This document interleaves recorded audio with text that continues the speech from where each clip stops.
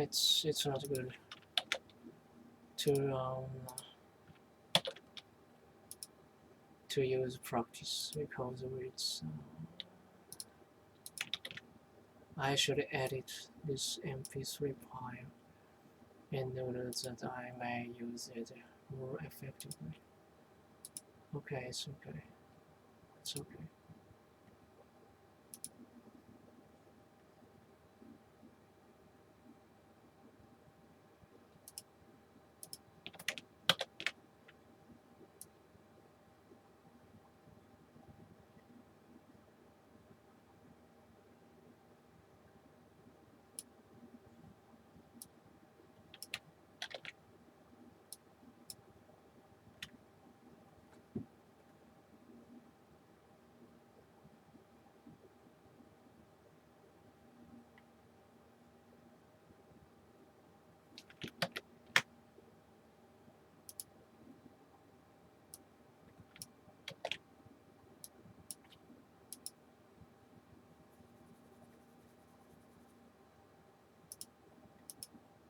あなたはまだ僕の子供ですかという話だ。Doesn't matter. いや、優勝したいわ。いつか優勝する俺きっと。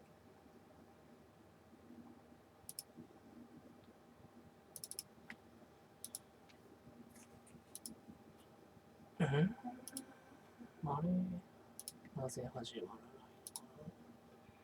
Today we are taking a little detour from the ground side of public architecture we've been studying to look at residential architecture in the United States.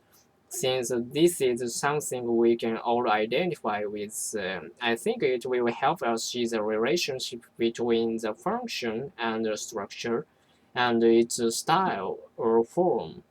This has been an ongoing theme in our discussion, and we will be getting back to it just a moment.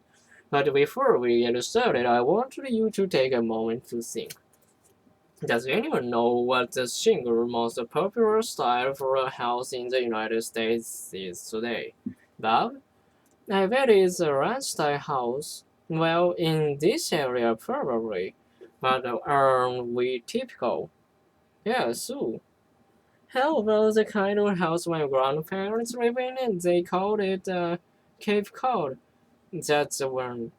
Here's a drawing of what we consider a classical Cape Cod house. These days, you see this style all over the United States, but it first showed up in the U.S. Northeast in the New England region around the late 1600s. For those of you who don't know the Northeast Coastal region, Cape Cod is a peninsula, a narrow strip of land that jets out into the Atlantic, and so many houses in this particular style were built on Cape Cod that the name of the place became the name of the style. Now, why did the Cape Cod style house become so popular in the Northeast? Well, one reason is that it's a great example of form following function. We've talked about this design principle a lot, about the form following function. And what did we say it meant? Someone gave me an application of this principle. What is this concept that the form should follow function? How would it be applied to housing design? Well, if it means the design of the building it should be based on the needs of people who use it, then, well, the architecture has to be very practical to think about the people who actually be living in the house or working in the office building, wherever.